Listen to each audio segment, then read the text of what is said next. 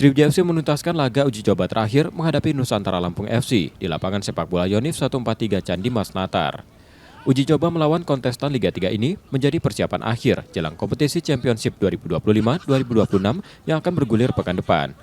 Pertandingan berakhir imbang tanpa gol. Meski demikian, pelatih Ahmad Zulkifli menilai permainan anak asuhnya cukup positif. Masih ada sejumlah catatan yang harus dibenahi, terutama penyelesaian akhir. Kalau kita lihat dari pertandingan jelas finishing ya.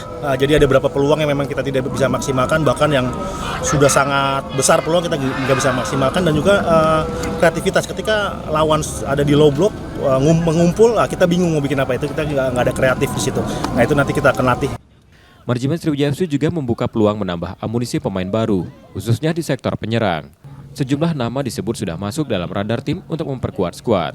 Kayaknya kita harus bomber ya, saya tetap sudah koordinasi sama Coach Azul, kita tetap harus fokus di bomber ya. Ya, ada. Saya mungkin setelah ini besok atau ini saya akan kejarkan untuk pemain depan. Sebelumnya Sriwijaya FC telah melakoni rangkaian uji coba di Pulau Jawa, Palembang, dan Lampung sebagai bagian dari persiapan menuju kompetisi. Nur Muhammad, Kompas TV, Palembang, Sumatera Selatan.